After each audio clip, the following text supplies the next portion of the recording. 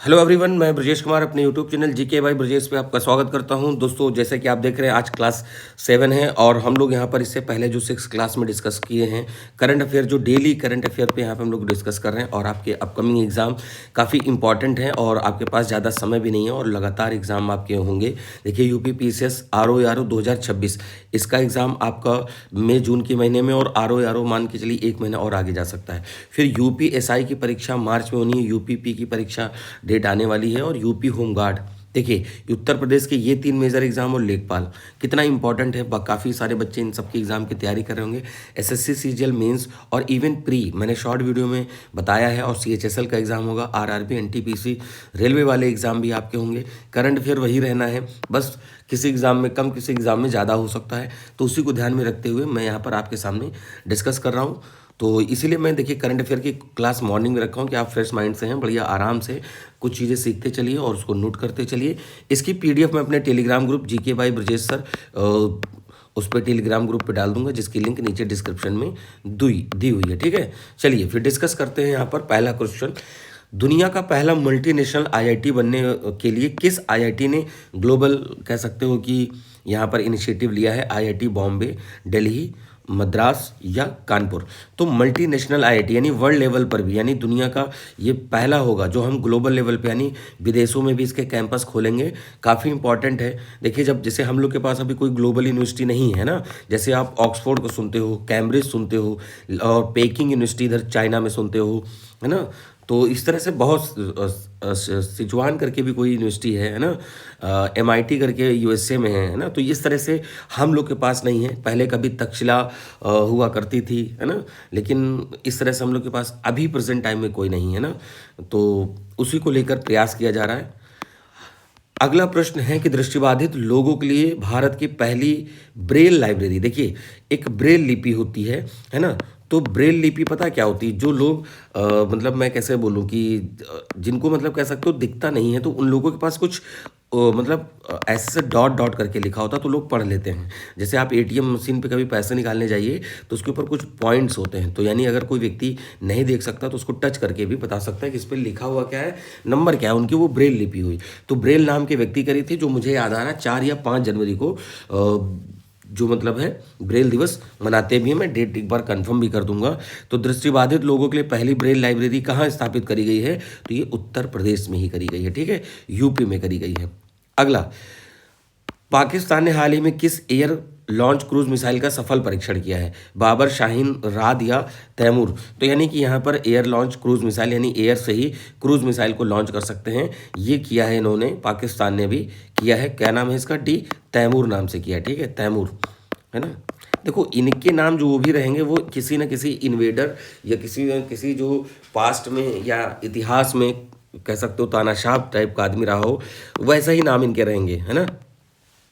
मनोज कोठारी जिसका हाल ही में निधन हो गया, वो किस खेल से मतलब किस खेल से जुड़े हुए थे? शतरंज, स्नूकर, बिलियर्ड्स या TT यानी टेबल टेनिस। किससे जुड़े हुए थे मनोज कोठारी?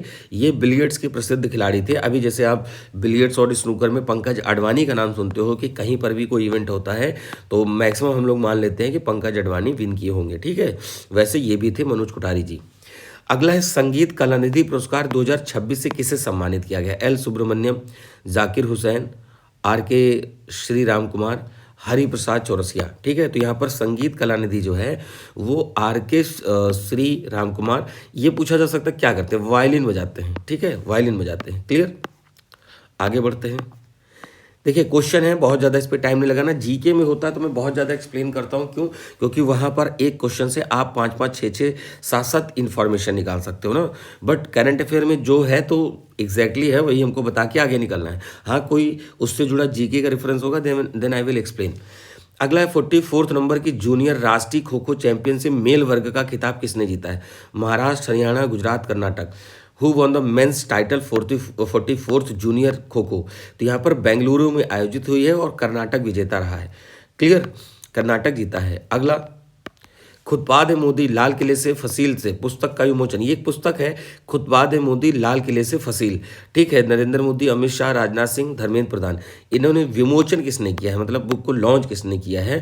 तो ये किया है केंद्रीय मंत्री धर्मेंद्र प्रधान। ठीक, अगला है, कौन सा देश यूनाइटेड नेशन सिक्योरिटी काउंसिल का अस्थायी सदस्य नहीं है? देखो भैया, ऐसा यूनाइटेड नेशन सिक्योरिटी काउंसिल में टोटल 15 मेंबर होते हैं, जिसमें से P5 हैं, जिनको हम परमानेंट 5 कहते हैं। इन्हीं के पास वीटो पावर है ना, वीटो पावर है, जिसमें से आपका रशिया आता है, चाइना आता है, आपका UK यानी ब्रिटेन आता है, USA आता है ना, और फ्रांस आता है। तो ये 4 देश हैं जो, सॉरी 5 देश हैं P5, और बाकी बचे जो 10 मेंबर होते हैं वो नॉन परमानेंट होते हैं, और ये 2 वर्ष के लिए चुने जाते हैं। कितने वर्ष के लिए? 2 वर्ष के लिए। अब यहाँ पर देखो, इंडिया अब तक 8 बार यूनाइटेड नेशन सिक्योरिटी काउंसिल का नॉन परमानेंट मेंबर बन चुका है।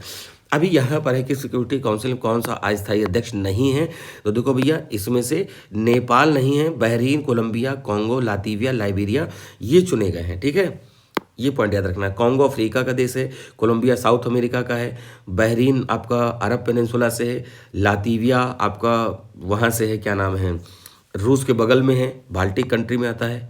अगला, अंडमान निकोबार द्वीप समूह में इंटीग्रेटेड सिक्योरिटी हब किसने लॉन्च किया? नरेंद्र मोदी, राजनाथ सिंह, अमित शाह या अजीत डोभाल? यहाँ पर आपसे पूछा जा रहा है कि इंटीग्रेटेड सिक्योरिटी हब, तो यहाँ पर गृह मंत्री अमित शाह ने किया। ठीक है, देखिए ये 4 ग्रुप अंडमान का है, फिर नीचे है निकोबार। ठीक है, ये निकोबार है, ये अंडमान है। इनके बीच में 10 डिग्री चैनल है, north Andaman, middle Andaman, south Andaman और लिटिल अंडमान। ठीक, फिर कार निकोबार, लिटिल निकोबार और ग्रेट निकोबार, है ना। इसके बाद यहाँ पर है 6 डिग्री चैनल या ग्रेट चैनल। इसके बाद सुमात्रा शुरू हो जाता है, इंडोनेशिया वाला। क्लियर। और नॉर्थ अंडमान पे यहाँ पर कह सकते हो कि माउंट सैडल है या पल्यान है, माउंट सैडल सॉरी, है ना। ठीक, तो ये यहाँ के सबसे हाईएस्ट पीक है। मिडिल अंडमान पे यहाँ ये सबसे बड़ा द्वीप है इनका।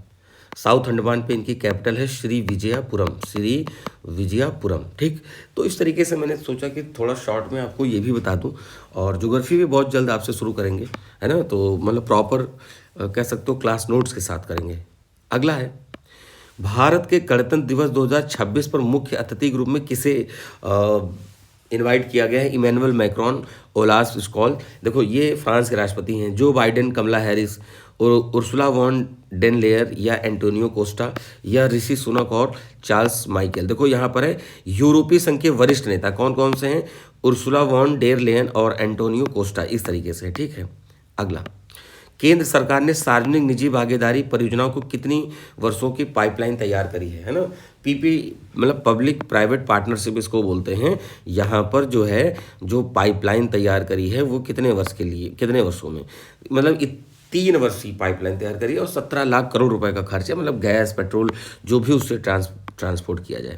अगला, भारतीय रेलवे किस उपलब्धि के लिए विश्व में अग्रणी बना है? सबसे बड़ा रेल नेटवर्क, सबसे तेज ट्रेन, सबसे बड़ा विद्युतीकरण, और या सबसे अधिक स्टेशन?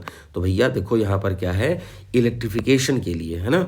तो ये पॉइंट याद रखना आपको। जैसे पता है कि भैया जो मतलब जो ट्रेन है इसमें क्या कहते हैं कि रेलवे में पहले कोयले से वगैरह से चला करती थी, अभी बिजली से चल रहा है ना। तो फिर क्या है कि भाई देखो, जैसे विवेक एक्सप्रेस है वो सबसे लंबी दूरी तय करती है असम के डिब्रूगढ़ से कन्याकुमारी तक, है ना। इस तरीके से कुछ फैक्ट हैं जो कि हम आपको ट्रांसपोर्ट और उसमें अपने उसमें पढ़ाएंगे ज्योग्राफी में। अगला है, बेंगलुरु विजयवाड़ा एक्सप्रेसवे के निर्माण के दौरान किस संस्था ने वर्ल्ड रिकॉर्ड बनाए हैं?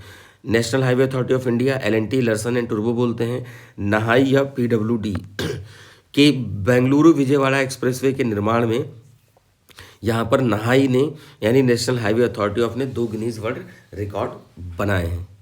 अगला, आदर्श महिला हितैषी ग्राम पंचायतों पर राष्ट्रीय कार्यशाला कहाँ आयोजित की जा रही है? दिल्ली, भोपाल, पुणे, जयपुर। आदर्श महिला हितैषी ग्राम पंचायत, ठीक है, तो ये कहाँ करी जा रही है? ये करी जा रही है आपके पुणे में करी जा रही है। ठीक है, कहाँ पर? पुणे में करी जा रही है।